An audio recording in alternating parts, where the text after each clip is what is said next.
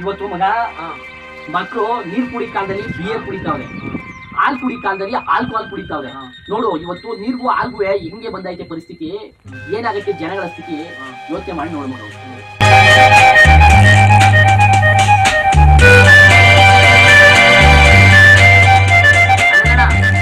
ನೀರು ಬಾಟ್ಲಲ್ಲಿ 1 ಲೀಟರ್ದು ಇದ್ರ ಬಗ್ಗೆ ನನ್ಗೊಂದು ವಿಡಿಯೋ ಮಾಡ್ಕೊಡು.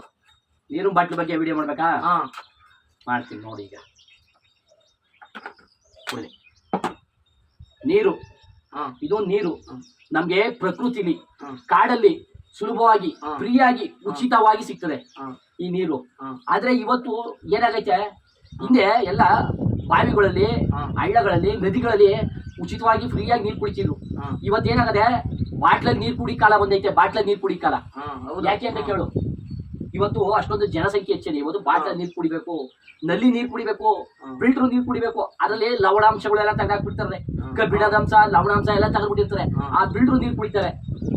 ಈ ನೀರು ಇವತ್ತು ದುಡ್ಡು ಕೊಡೋ ಪರಿಸ್ಥಿತಿ. ಈ ನೀರಿನ ಬಾಟ್ಲ ಬೆಲೆ 30 ರೂಪಾಯಿ. 30 ರೂಪಾಯಿ ಇವತ್ತು ಈ ನೀರಿನ ಬಾಟ್ಲು 30 ರೂಪಾಯಿ. ಅವತ್ತು ಫ್ರೀಯಾಗಿ ಸಿಕ್ತಿದ್ದು ಇವತ್ತು 30 ರೂಪಾಯಿ ಆಗೈತೆ. ಮುಂದೊಂದ್ ದಿನ 300 ರೂಪಾಯಿ ಆಗುತ್ತೆ. ನೀರು ಹುಡಿಕೊಂಡು ನಾವು ಮುಂದೊಂದ್ ಕಾಲಕ್ಕೆ ಸಮುದ್ರಕ್ಕೆ ಹೋಗಬೇಕಾಯ್ತದೆ. ಯಾಕೆ?